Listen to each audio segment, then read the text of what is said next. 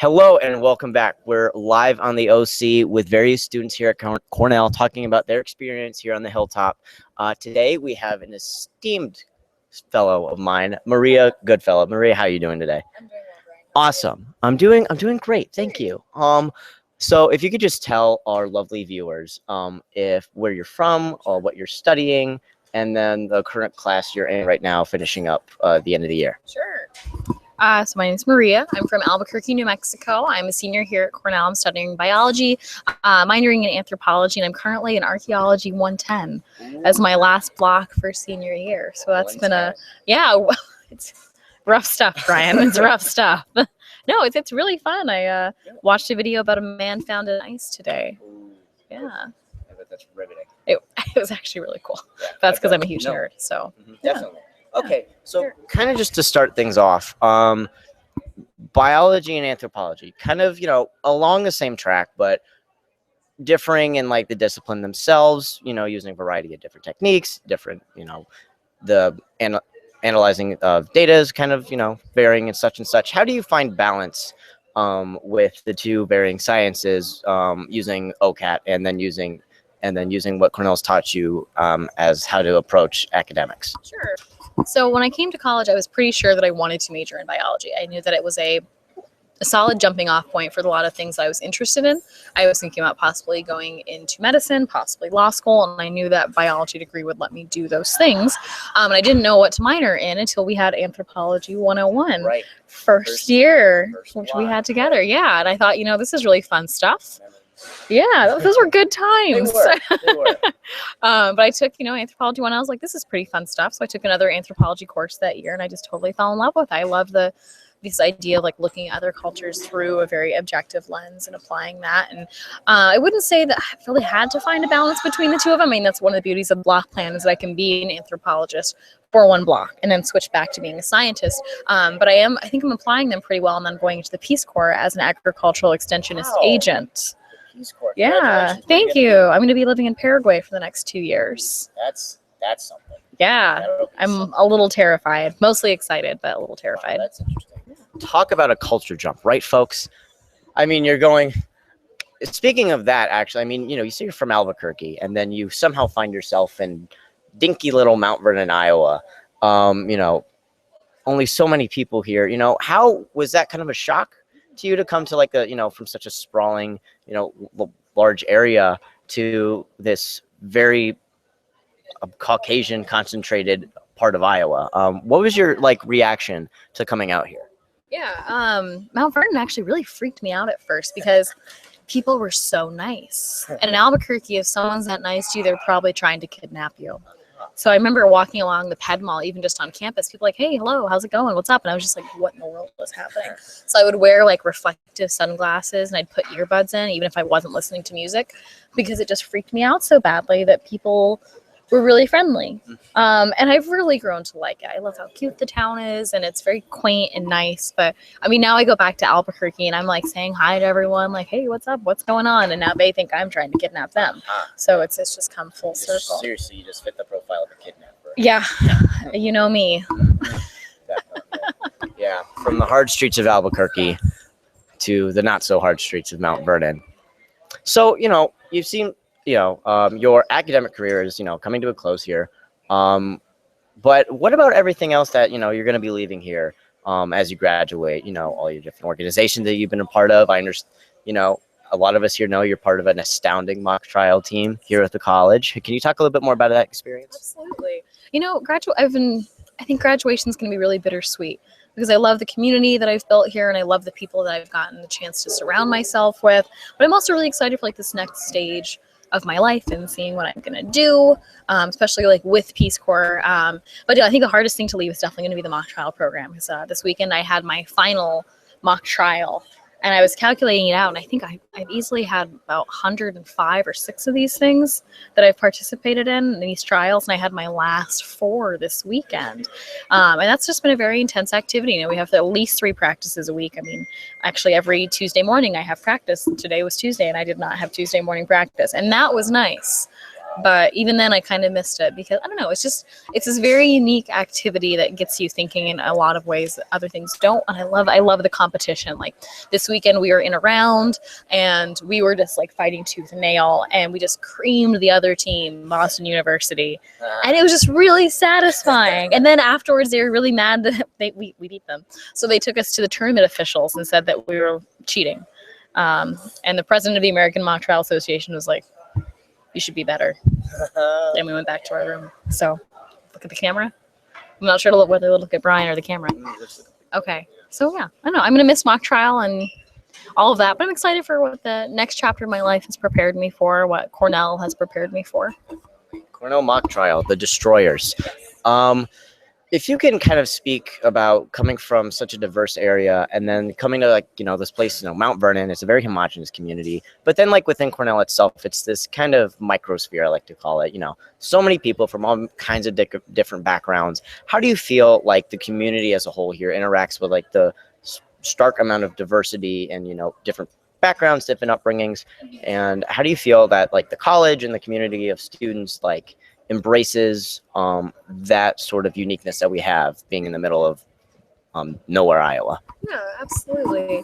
I think the school's done an excellent job of creating that microcosm, this really great bubble in a way, where we have and really appreciate all of that diversity. I mean, that's one of the things I loved coming here, is that we have this huge range of both ethnic diversity, but also socioeconomic diversity and the way people were brought up, and just this huge melting pot of viewpoints. And I think that's helped me to grow a lot. If I hadn't been challenged on things that I thought or preconceptions that I came in with as a first-year student, I don't think I'd be nearly the same person I am today. And for the most part, I'm pretty happy with who I am today.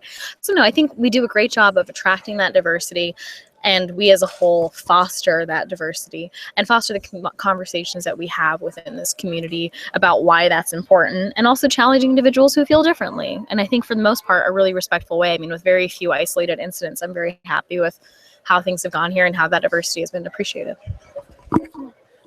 So also speaking to maybe a couple different aspects of your life, you're also a member of Phi Omega. How has that organization impacted your life coming into the community and maybe broadening your horizons as far as having different viewpoints from people who you're able to confide in, having sisters? What has that done for you? Yeah. If someone had told me as a senior in high school that I would join a sorority, I would have been terrified. I'm future Maria is going to go to school in Iowa of all places. She's joining a sorority. This is bad news.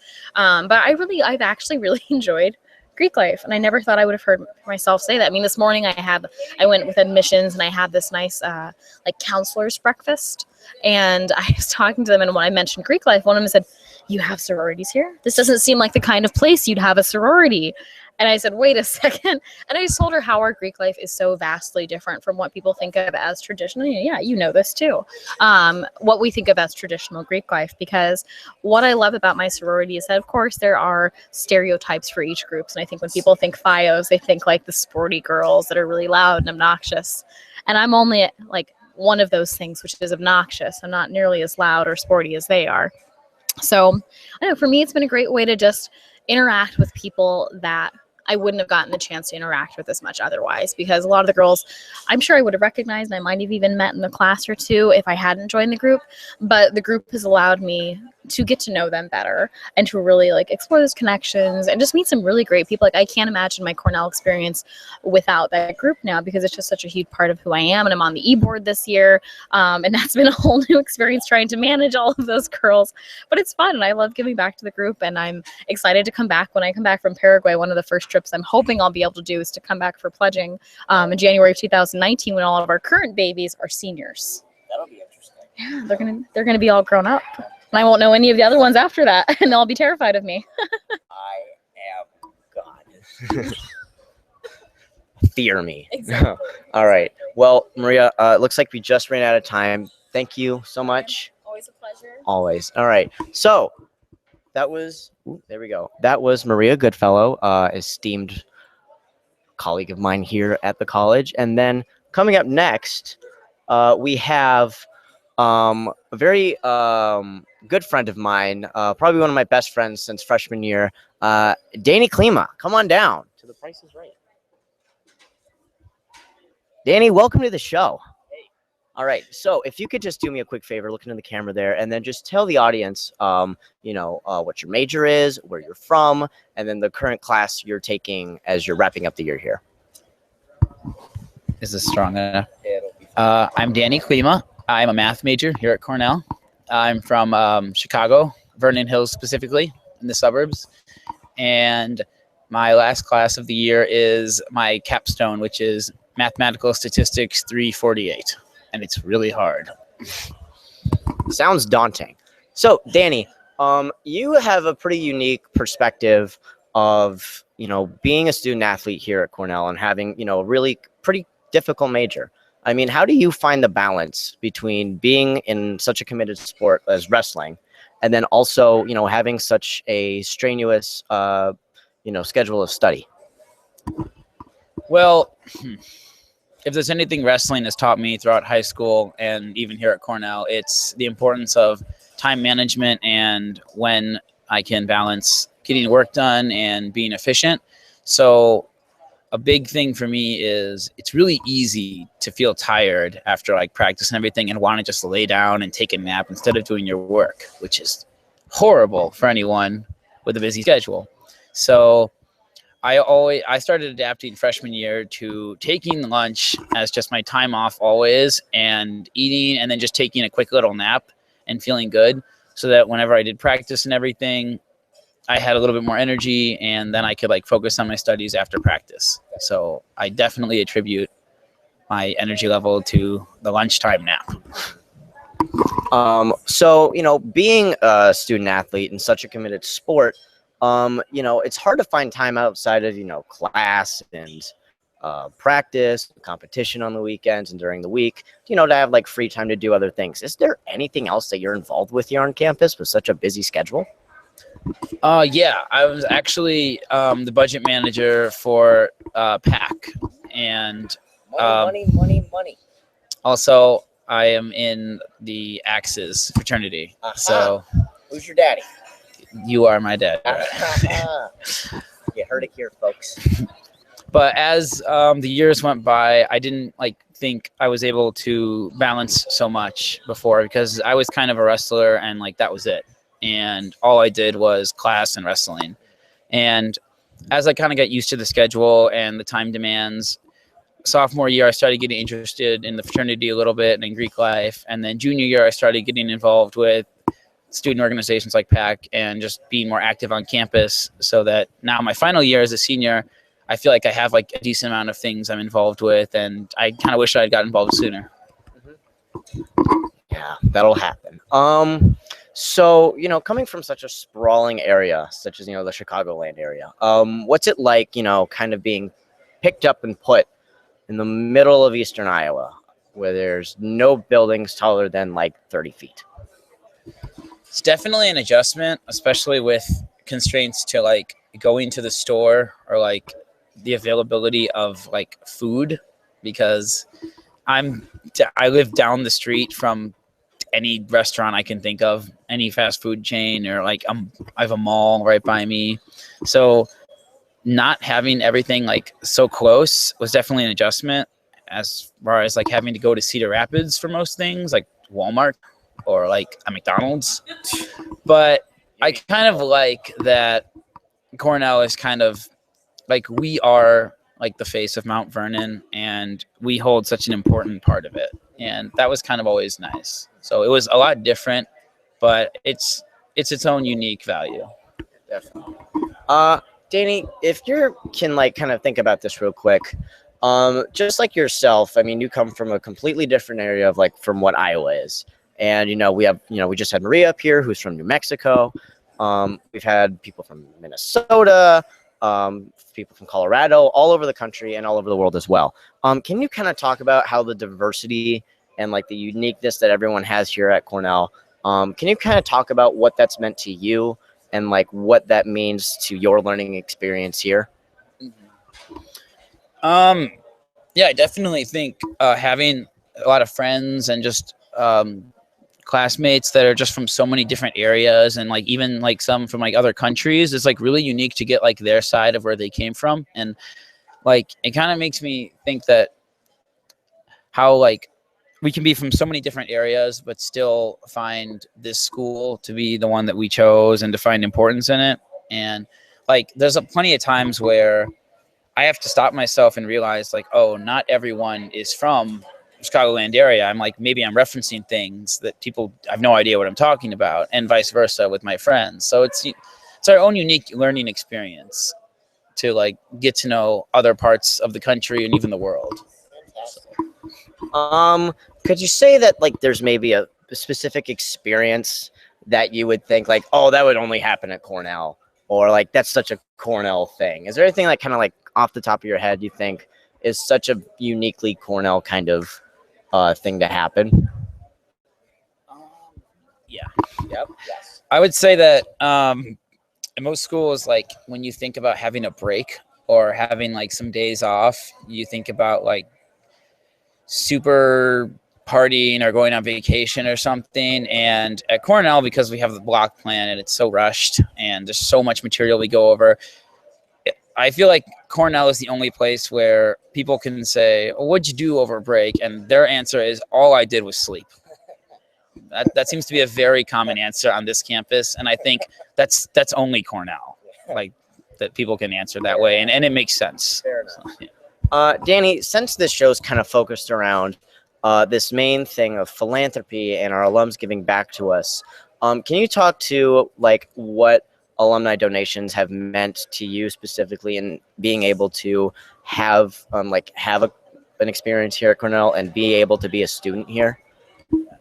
I definitely think that like the donations from the alums and just like the effort and energy that people put in giving back to the campus is huge, especially since being a wrestler, I think we have some of the nicest facilities I've ever seen in the sports center specifically, and that's all from alums. And I think like it's completely named after the small sports center, and like even the wrestling room I believe is the Meredith Complex wrestling room. And it's just, after searching other schools before coming to Cornell, no one really had as nice facilities as Cornell. So like that was kind of a big draw for me, and getting to experience that like for so many days and so many years during season, it really makes me appreciate what we have. Okay, good. Just kind of a final wrap-up question here, Danny, kind of like off the books, just to get to know, so the audience knows you a little bit better. If you could give you kind of a quick opinion on how you feel about the method actor, John Cusack. If you could just give us a little, what's your opinion on John Cusack? Well, Brian, I'm going to keep things PG because I don't know who may be watching.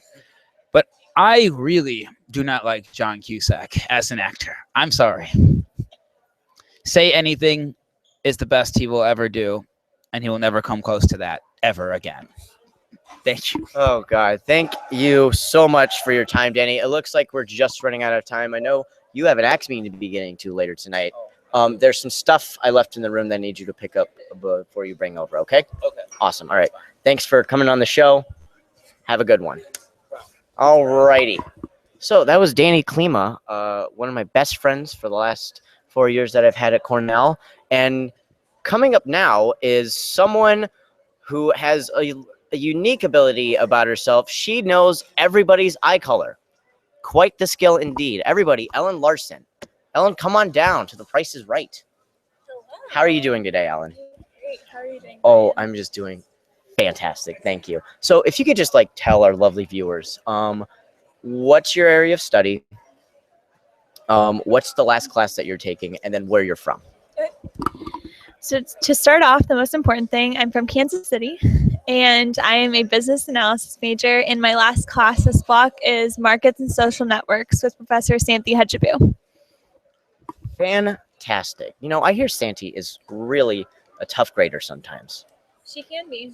Really? Okay. But, you know, that's all part of the Cornell experience, is getting it all done in 3.5 weeks. Okay. So, Ellen, I understand. Okay. I understand that you, beyond just your academics here, you've been pretty much involved in almost everything except Greek life and athletics. Is that true?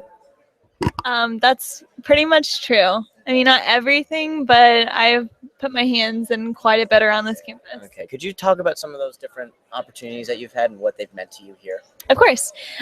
So while at Cornell, I really got involved at student works. This year, I was president of PAC, our Performing Arts and Activities Council, which serves as the student activities board for campus. I was also station manager for our radio station. I was a representative on Student Senate. I helped with the TEDx Cornell College production and various other things here and there. I work steady job at the information desk, so you might see me there if you ever visit campus. But I used to be involved in hall council, just a variety of things. But most importantly, I really kind of gained an interest in the entertainment industry through my involvement with PAC and KRNL. And that has led to my future career goals, being a talent agent or a concert promoter for the entertainment industry, more specifically the music industry. Now, with these contexts, I mean, you do a variety of things being, and the leader of PAC, the president of PAC. I mean, you're making connections all over the country, right? So, like, what has, like, that opportunity as far as networking and having networking skills, like, what has that helped you achieve? And what have you learned from that, with your time here involved in PAC and other organizations?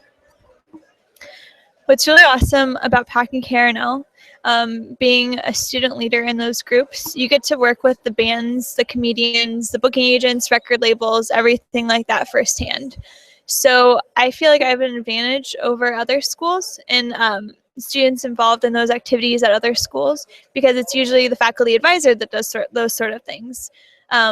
So I get to talk to the bands, I get to talk to their booking agents, network through that, network with record labels, and build those connections. So now while I'm job hunting, I can pull some of those people up and be like, hey, do you have any job openings? I know I've worked with you in the past. And then they'll remember me and be like, oh yeah, you were there with the Cornell show. So that's been really special and really helpful in job hunting.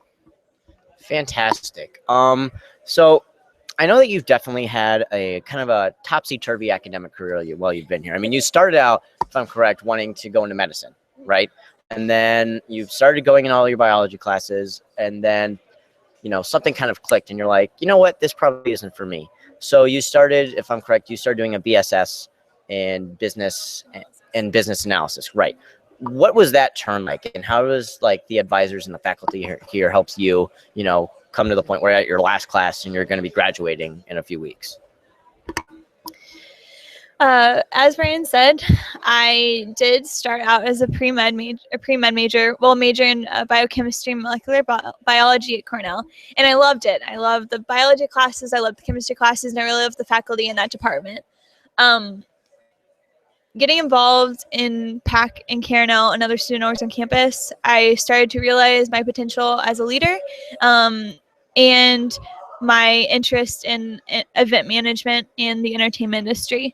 So with that, I kind of decided to switch to a business major so I could go into a role in the entertainment industry, and it would be a little more fitting of a major for that.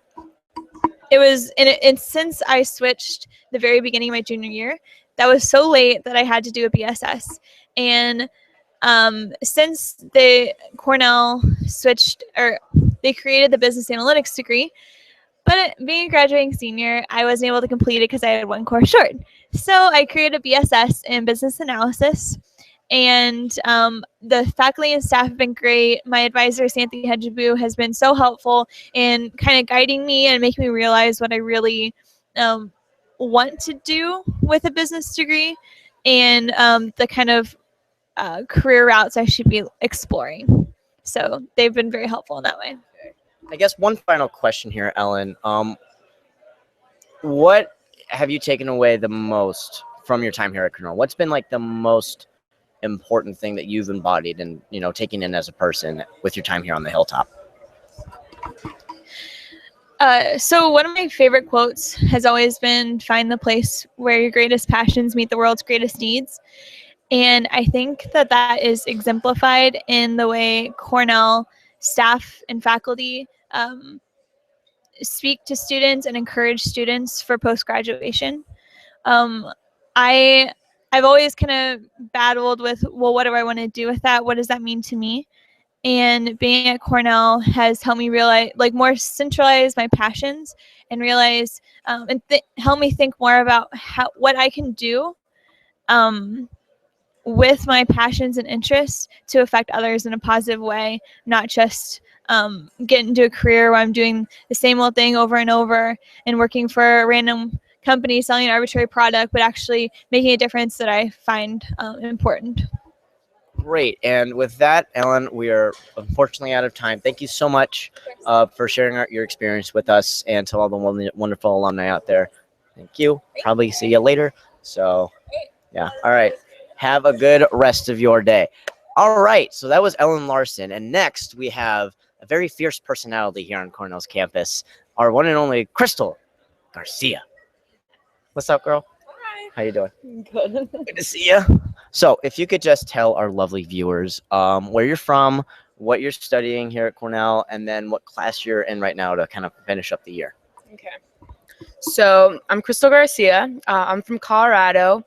Right now, I'm an international relations major. So in my class currently now is Religions of the World, which is my last class for my R major. So really exciting. Fantastic. All right. So, Crystal, you're from a place that actually has like a lot of people and a lot of different people and a lot of people with different backgrounds. What was that like for you when all of a sudden you're like, I want to go to school in Iowa, and then all of a sudden you're here and like, wow, everyone's white. Like, what was that kind of change, and like what was that kind of reaction that you had? Well, it wasn't too much of a big change. Normally the area neighborhood I grew up is very predominantly white, so it was very the same, but it was a little more drastic in school wise. My school was a lot more diverse, but coming here, I'm a very social person, so I always feel like I can identify with different groups. So for me, it wasn't as hard as I know for other people the transition was, but it's been a great experience and definitely a learning one. So that's great. Awesome. So, outside of academics, there's this whole thing about finding your place here in the campus culture, and you say you're a very socially outgoing person. I assume that that means that you've gone out and found your place in many spots on campus. Can you kind of talk about what kind of social impact that you've made on Cornell, and what that social interaction has done for you as a person, and maybe some of the connections that you've made? Awesome. So first off, I work in the library, so that always makes me have a lot of contact with staff and people outside of the Cornell community, that's great. So working has been one of the things. I'm also always looking for new clubs and things that I'm excited about. So I've mingled in several clubs. I know the Spanish club for one of them, as being a Spanish Latin speakers person. So I saw that one. Even the environment club from freshman year, things like that really just sparked an interest on me. So things like that on clubs, social groups. I'm part of a sorority, so I'm Phi Omega, so that's always great, and that has allowed me to be a very connected person since it's one of our biggest groups on campus. So it's always been great. I met people from all around the U.S. and outside of the U.S., so that's great. Alumni coming back, also a great opportunity for me to make connections and to see where the world takes me after Cornell, and seeing how I can use that connection from my social groups and my Cornell experience outside of the world. Okay, so kind of getting back to, why you're here at Cornell. You're studying international relations. You're finishing up that major. But, one of the things about an IR major is that you're able to, it's a requirement for you to travel the world. So obviously that means that you've seen some places. Can you kind of talk about that experience studying abroad and what that meant to you, and, just stuff what was that experience like? So currently I have gone outside abroad twice and hoping for a third time next year. So I've gone to Belize, and I also gone to India. So my Belize trip was an education trip, which brought on, although not for my major, brought a lot of knowledge to me about outside places. So that was a great experience overall of like seeing how other communities work in school environments, also the perspectives and social contracts in that. So that was great opportunity for me. Not only, although not for my major, it allowed me to learn more and expand more for my major. I made it apply for me. My second abroad experience was to India for a women's politics class, which was for my major, and that was incredible. That was amazing. Loved it. We went to 3 places, and it was one of the most amazing and rewarding experiences of my life. We talked to a lot of NGOs, women involved in politics. It was very eye-opening and made me realize that I am on the right track to my major and loving it. So that was very rewarding. And hopefully my next one would be to Western Europe for the Holocaust trip in the beginning of the year. So that's exciting. Can you kind of talk about how, I mean, because, you know, those trips are not easy to pay for. Can you kind of talk about how the alumni donations and like the gifts that alumni get to the school kind of help impact some of the study abroad trips that happen here at Cornell, and like maybe how they helped you personally? Well, alumni are very important to Cornell. I know firsthand that a lot of students would not be able to travel abroad if it wasn't for alum donations, and it's their support, your guys' support, that really contributes to many students traveling abroad, because it is not easy, as we do go to Cornell and it's very expensive. So a lot of donations help so many students go abroad, and students who would never have the opportunity to go abroad outside of school. So it's an incredible thing for students who come to school, have the opportunity to go abroad and learn and apply it to real life in classes, but only if they have the support of someone, an alum that donates money to Cornell. And that's where all, you know, the unique experiences coming from is from your guys' donations. So Crystal can go to India, which I mean, I saw the pictures. They're breathtaking. They're absolutely breathtaking, you know, and it's really great to like give a student those kinds of experiences. And with that, Crystal, unfortunately, we are out of time. Thank you so much for sharing your experiences with me and everyone viewing right now. All right. Thank you. You. All righty. And here we have Sam Angel again. Hi, everybody. I'm Sam Angel again. I'm the Assistant Director of Alumni Engagement and Annual Giving. I just wanted to give you an update on where we are on our campaign. We are 84% of the way there. We can do this. We can do this in the next few hours, and then everything else is bonus. Everything else, all these donations coming in, support students. These dollars go directly to these students that you're hearing from today. So our total right now is we have raised $84,578 from 488 donors. And right now, I don't need to remind you, because you're going to get emails and Facebook messages about it, but we are in the Purple Power Happy Hour, which is a 2-to-1 donation again. So for every dollar that you donate, a group of alumni is going to give you, is going to match that donation 2-to-1. So if you give $100, that has the impact of $300. Now I'm going to wait for Brian to get his mocktail. We're having some mocktails here on the OC, and we're going to continue on hearing these great student stories. Well, the man did say happy hour, so I'm not going to say no. Crisp and refreshing. Thank you. So we're just going to wait a little bit here for our next guest to come up. I'm pretty sure it's a good friend of mine named Cairo. Cairo is a really, really wonderful person. So without further ado, Cairo, come on down. Hey. Thank you so much. It's so good to See you too.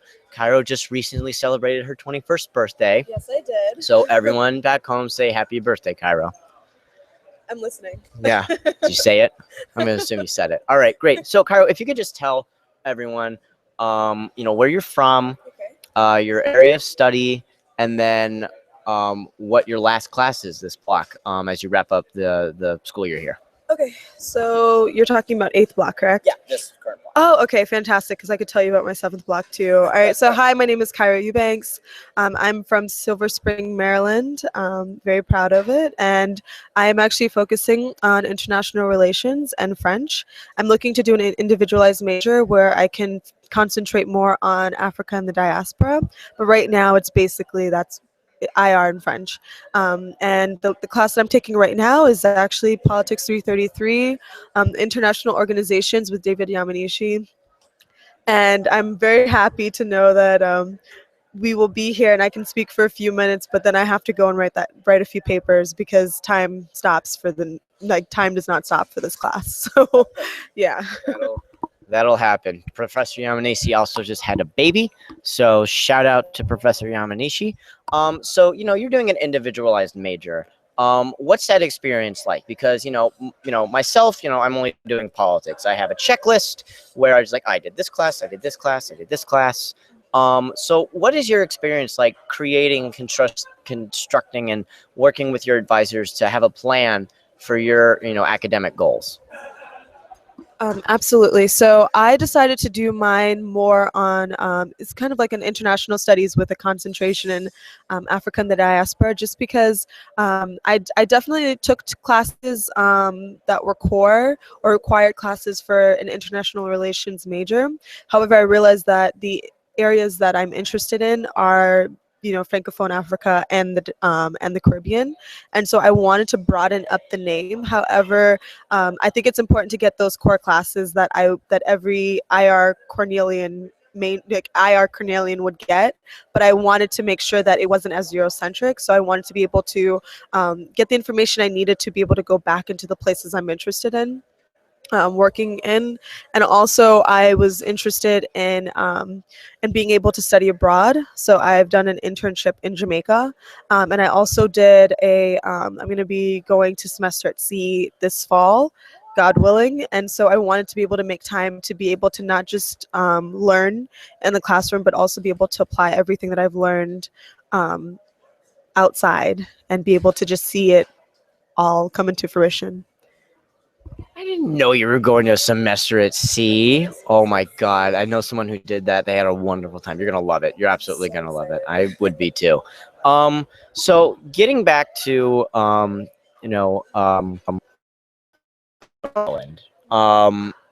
and somehow you found yourself up, you wound up in Mount Vernon, Iowa. What's that experience like? What's that experience, done for you as far as your outlook on things? And like, what was like the reaction you had when you finally wound up here in Mount Vernon? So it was a bit of a culture shock for me. I grew up in a place that was predominantly African American, and when I say African American, I mean first generation, second generation American students from Ghana, Nigeria, Ethiopia, you name it. I probably know someone from there. So going from that to here was definitely a shock. However, I definitely found my support groups on campus, and I was able to definitely latch on, and I'm active in a sorority on campus as well as the Black Student Union. So I definitely make sure that I am well-rounded in every way that I can be. And how I guess how I found my way here was I really was looking for a small liberal arts college in a rural area, and Cornell definitely fit those requirements. Awesome. So you talk about how you're in these different organizations on campus, such as being in a Greek group. You're at Delphi. She's also my sister, who is an alum of Cornell. She's in her family. So Mo, if you're watching, love you. But so what have those experiences been like within those organizations, and how have they empowered you as a person here and empowered your perspective on life once you finally walk across the stage and get your degree? I definitely think that it's opened me up to varying perspectives on campus. I think that there were a lot of things that I didn't really see while I was in Maryland, but being somewhere where there are so many people who are possibly coming into contact with an African American student for the first time, I'm kind of having those dialogues and trying to figure out what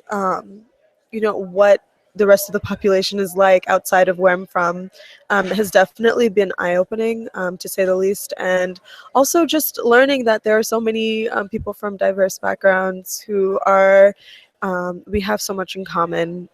Learning that I have quite a bit in common with my sisters, being able to learn from them and also educate them, learning to educate the campus as well, it definitely gives you a leadership role. And I feel like I've learned so much just in terms of academics here. The professors here have been really rewarding, and professors like, I'm going to have to do a shout out.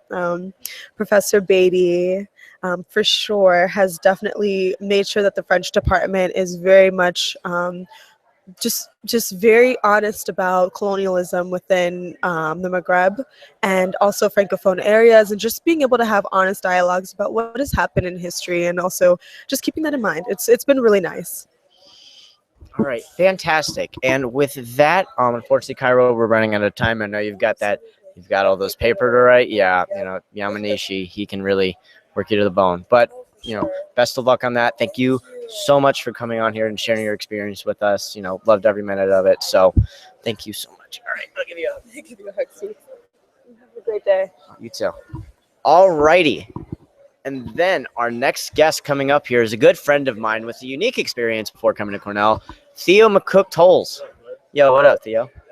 Good, how about you? Awesome. So, Theo, you've got a unique background. Most of the people who have come on the show so far have been here since like their first year or so. You actually did the semester plan and at where was it? New Mexico State? University of New Mexico. That one, right. So what was like the contrast when you finally got here? I mean, you did a year on the semester plan. What was like the differences and the challenges, and then like the good things you found in the block plan once you got into the stride of things? Well, at a state school, I had 25,000 undergraduate students. I really didn't like the anonymity that was happening there, so that's why I decided to transfer. The semester plan's pretty good, but having class every other day, you don't get to focus very much. It's not very consistent, and you don't get a lot of individualized attention. So that's why I decided to go to a liberal arts school, smaller school. And I was really interested in the block plan because being able to focus on something so much for just a month is really interesting, and I thought it would be really helpful for like the future. So I don't know, I just ended up here and it's pretty great. Cool. Coming from such a sprawling place like Albuquerque, New Mexico, there's a lot of different kind of cultures mingling in there or whatnot. It's a very diverse place as compared to Mount Vernon. I would say, Cornell is like, a microcosm in itself where we have a bunch of people from different backgrounds in one place, but, you sprawl out to the rest of the town and it gets pretty homogenous. What's that experience like for you? Well, coming from a minority majority state is really interesting. We have a large Hispanic population. It's definitely larger than the Caucasian or Black population. So that was a really big change to me. It's really nice to have like a little island to go to, aka Cornell. It's really nice to have people who understand like diversity and issues of that, and that it may not be perfect here and there may not be a lot of minorities, but there's enough understanding that it doesn't feel awkward in any way, and I really enjoyed it actually. So, I mean, you talked about this thing of, anonymity at your other school. And I think that you've pretty much broken that curse since you've been here. A lot of people know who you are, Theo. You're a popular guy. Can you talk about like how you've been involved, socially here at the college, and what that's meant for you? Yeah. Well, in smaller class settings, it's definitely easy to get to know people's names and stuff. And then people are so involved here that you get to know people through those people. That was probably the first thing I did. I also got involved with the fraternity Alpha Chi Epsilon. This kid's also in it if you don't know. But yeah, that has definitely helped out a lot. I met a lot of good people. My pledge class was really big. I had 12 guys, I think. And I didn't know who most of them were, like on a person-to-person basis. I knew of them because it's such a small school, but I really got to know them. I got really close with them. It's actually been a really great experience. Everyone's very welcoming. there's certain circles at this school, but you can definitely break through them and like make your circles bigger, get involved in more circles if that makes any sense. Yeah. And like, speaking of breaking circles, like such as language barriers, you're pretty much a linguist in yourself. You speak like what, 3-4 languages, something like I that? speak 4 languages now, Yeah. including English. Including English, right? And that's really good for you because of your international relations major. You went for a summer and you lived in Barcelona, correct? What was that, off-campus experience like? And what was that, what did that mean to you? Well, the off-campus experience, it starts with applying to school. I went through American Institute for Foreign Study. It's called AIFS. It was a really easy process through Cornell to get my credits going, get some financial aid in there. It was a summer program, so it was a little bit different. I didn't want to be abroad for an entire semester. But Cornell definitely made that easy. And as a linguist, it's just really nice to go somewhere and live as a person from Barcelona would. I don't know. It was pretty life-changing. My Spanish is now Spain Spanish instead of Mexican Spanish because like New Mexico, the accent changed. Now I'm a little bit better understanding actual Spanish people. It was a great experience. I would recommend it to anybody. So like, you've been around places and stuff like that. I'm sure you took a few like sightsee trips while you were living in Barcelona for a bit. Where was your favorite spot? Was Barcelona your favorite, or like was somewhere else that you went to like the place to be? Well, Barcelona was awesome. There's a big beach that everyone goes to. I was there for a festival called Day of St. John is the translation. And the entire city goes. It's like their New Year celebration. So it's like get rid of the old, bring forth the new. So the entire city pretty much goes to the beach and watches the sunrise, and that's kind of how they bring in the new year. So that was probably the coolest thing that I've experienced. But I also visited Zurich, Switzerland. That was awesome. I was there for a Latin American celebration, actually, which was really odd for Switzerland, but Yeah. it was a good time. I got to Way to go, world. Yeah, I got to see some South Americans and stuff. So, I mean, it was definitely a great experience. Awesome. Well, that just about wraps up our time here, Theo. Thanks for coming on. Thanks for sharing your experience with everybody. I'll see you in 40 minutes because we have a meeting. So cool. Thanks, bro. Okay, cool. Oh, you broke the couch. Theo, god dang it. All right. So I'm just let's see. Coming down now, we have a very preppy looking member of our campus, Joe Sturcelli. Joe, how you doing, man? I'm doing well. How about you, Brian? I'm just doing fantastic. If you could just look into our audience's eyes there and tell us what you're studying here at Cornell, what year you are, what class you're in, and that's even where you're from. I think I already said that. Well, hello. My name is Joe Sturcelli. I'm a junior. I'm from Okina, Illinois. It's about 45 minutes southwest of Chicago. I'm currently in ethics.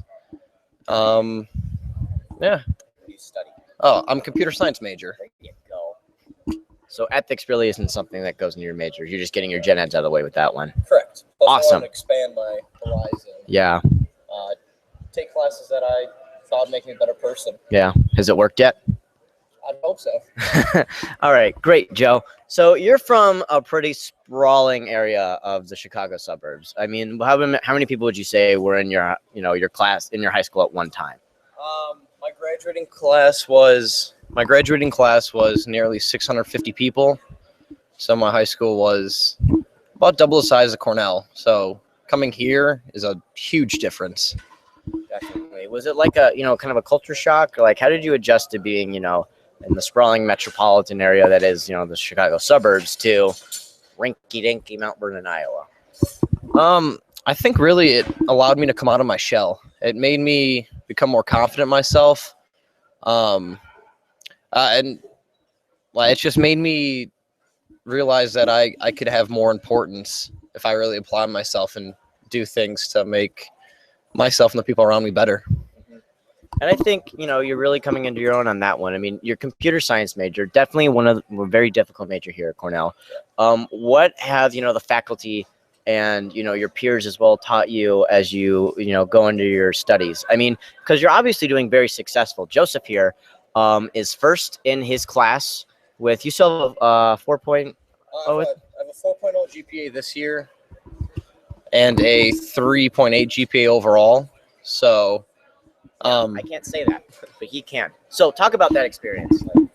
well, the computer science, it's a lot of working together as a team with other members in your class. You can work on little projects, but you need to come together and contribute to a team if you want to do something bigger.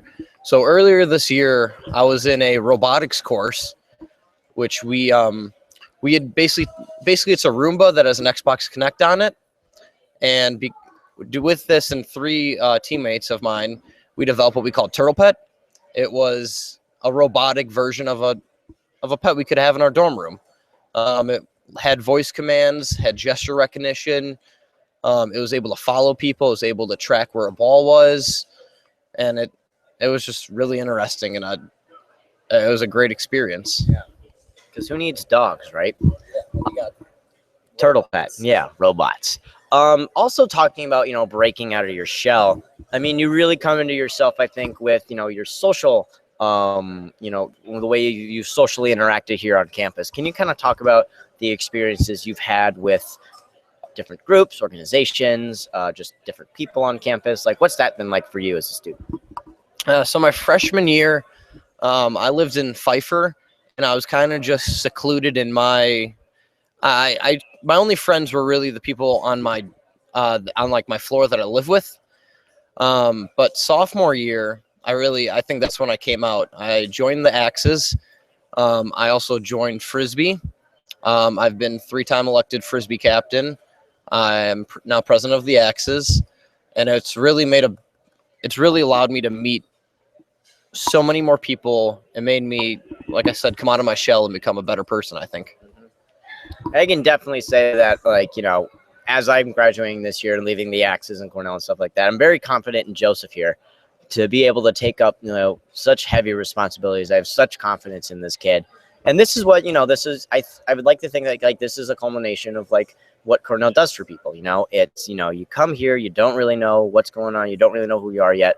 And Cornell just kind of molds you into this, maybe not outgoing, but you're definitely now putting yourself out there kind of person, willing to break out of your shell and do things that are not only good for you, but also good for everybody else around you. So kind of just wrapping up, Joe, I guess the only thing, what is, breaking out of your shell and everything like that, what is probably the best lesson that you've learned at your time here at Cornell? What sticks with you the most? I think the biggest thing that Cornell has done for me is make me more confident in myself. It's really allowed me to if I believe in something, I can go out there and I can do it. I'm not timid anymore as I was. I'm much more willing to go out and try something, go out and talk to someone new. Just something I would never done 3 or 4 years ago. Definitely. Confidence. It's what your donations make. So yes, you can buy confidence. You can absolutely buy it. Well, Joe, it looks like we've run out of time. Thank you so much for coming onto the show. Thank you, Brian. I'll see you in about 30 minutes. You've got an e-board meeting to go to, I think. Correct. All right, dope. See you then. All right. And then I think, is this our last? This is our last interview.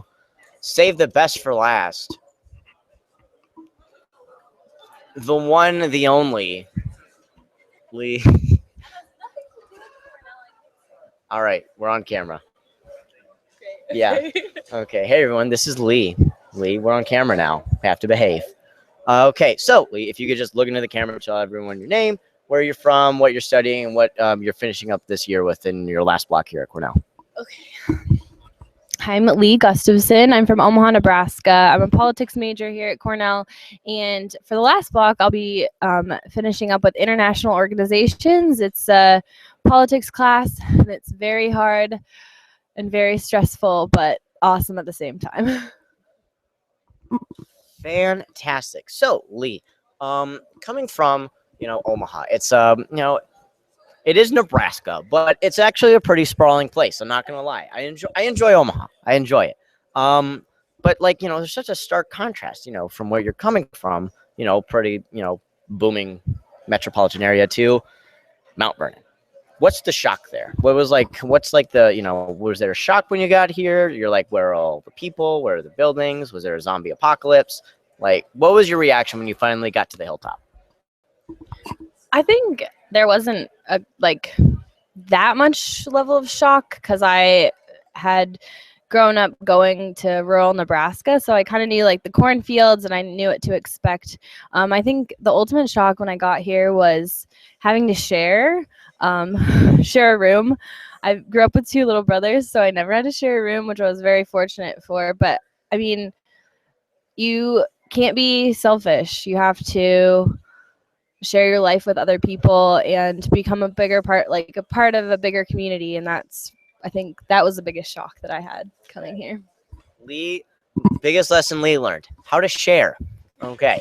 So, moving on from that, you know, you're talking about your academic career here, your politics major, and Cornell has definitely been a mecca for, the political atmosphere that's happening in our country right now. You know, especially with the presidential election, we've had so many visitors from on both sides of the both parties. What's your experience with that? How is that like? What was that experience like for your education and your time here at Cornell? I think just from freshman year, getting to see President Obama, and then going into senior year where I got to meet Hillary and I got to meet Bill, most importantly, thanks to a great friend of mine. It just kind of had a really cool influence, I think, in the fact that I got to be in the center of it and see what it's really like just behind the scenes and to help out with campaigns. And it also kind of helped me figure out what I don't want to do, but I feel like is just as valuable as being in the middle of it and figuring out what you do want to do in terms of politics, at least for me. Awesome. And now, so, getting away from the academic side of it and moving into the social aspect of it, I mean, you're a pretty prominent person here on campus, if I do say so myself. You're a member of Phi Omega, which is, we've heard many of your sisters come on and they say it's an amazing experience, wouldn't trade it for the world. You're also part of the senior gift campaign, which helped to raise funds from the senior class for a senior gift that we're giving to the college. And then you were also homecoming queen. So you actually won the popularity contest. So congratulations. What has your social experience done here for you as a student, having such a diverse community to work with? And what has that taught you as an individual? Well, I think at least in just being homecoming queen, it's really opened my eyes that people around you really listen and see you for who you are, and they chose me to be their homecoming queen because they like who I am, and that just is more responsibility that falls on my shoulders that I'm more than happy to take on. I think the social scene is really open and affirming, and it's helped me grow as a person to be more open.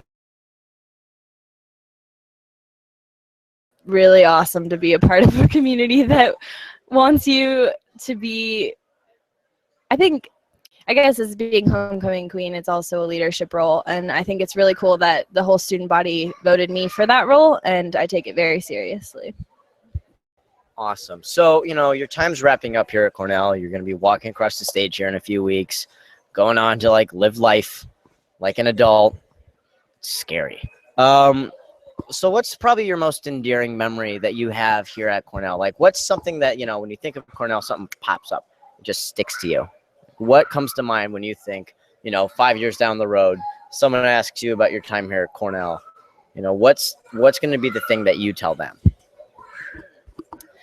I guess it's not necessarily a memory per se, but it's just one strength that Cornell has given me that I can translate to a moment in my life. I was very painfully shy when I came to Cornell as a freshman not outgoing at all, had the worst anxiety when it came to going to eat at meals because I was so afraid I was going to have to sit by myself. And throughout my 4 years, I've really gained the confidence where now I know that I won't have to sit alone, but if I do, I have the confidence to know that I can sit by myself and I'm still a strong, cool individual that has plenty of people that surround me and love me. And I think that can be said for any occasion in my life now, that I know I'm going to have that courage to do anything because I've gained it here at Cornell. Fantastic. Confident.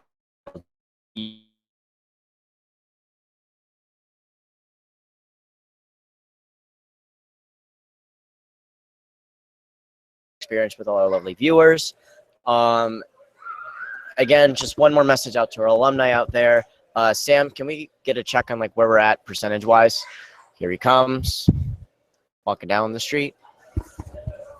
So we have just over $86,000 in hand, and we are at 499 donors right now. So let's hit that donor goal. If we do hit that $500 donors, we are going to have an anonymous alum donate $10,000 to the cause. Wait, what? And so please help us help us cross this finish line. And even when we do, it's not over. We're going to keep pushing through the night. There are several class-based challenges happening.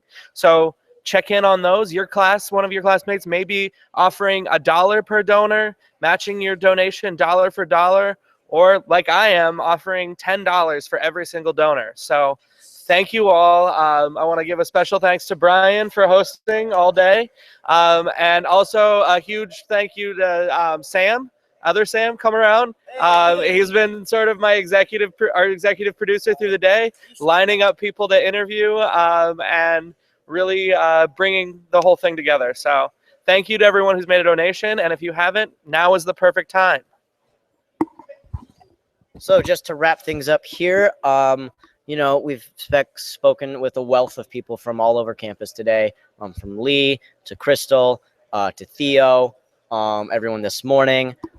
So this is really what Cornell is all about. This is really what makes Cornell the unique experience is. There's all these different individuals coming together, and for them to be able to come together, we need you guys. We need you guys to, you know, throw us a little bit of chump change, so that we're able to buy our books and we're able to afford, you know, the crazy tuition that Cornell has, and be able to go overseas and have the amazing, unique experience that the Hilltop provides for all of its students. So with that, my name's Brian Walsh.